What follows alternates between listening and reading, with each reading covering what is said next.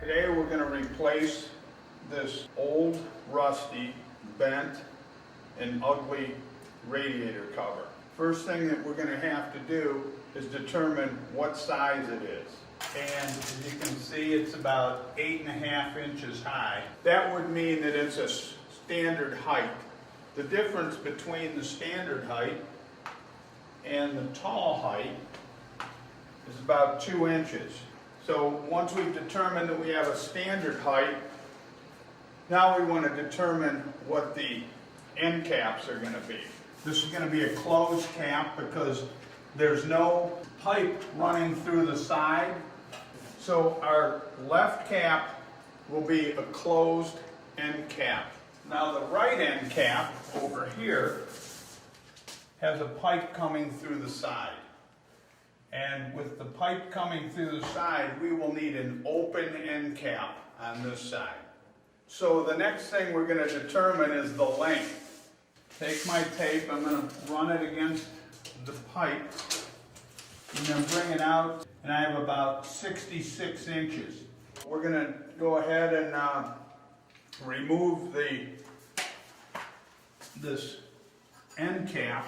Sometimes you can just pop them off, and sometimes you have to drill them. So we're going to try and pop these off. Got that off. The front plate comes on pretty easy.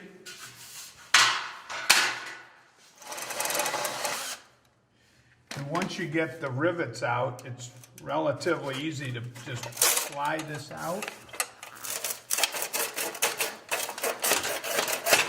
and remove it. Next, we're going to remove the damper. That's relatively easy. Just unhook it from its little joint, and you're done.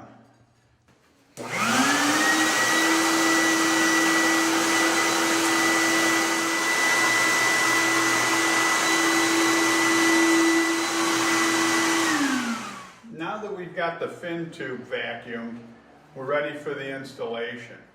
We'll cut the baseboard heater covers to fit, but sometimes you may want to do it on the job. I'm going to show you how to do that now. First, we want to cut it at 66 inches.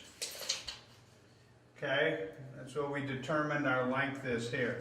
So we're at 66 inches right now. So I'm going to mark it with a Sharpie.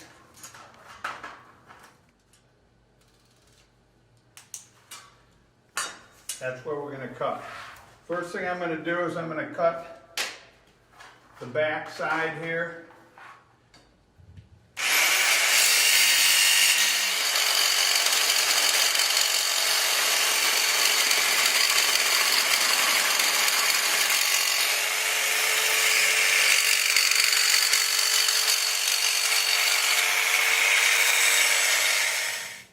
You may want to file this if it happens to be very rough, but this did a nice job, so it's not going to be necessary. So the next thing is we're going to fit this to the wall and see how that works.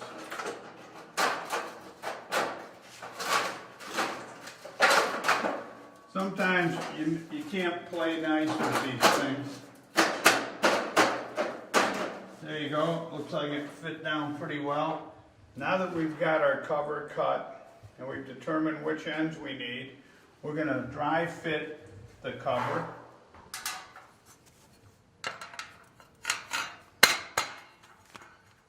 Now we're going to try and fit it. If it fits perfect, we're done.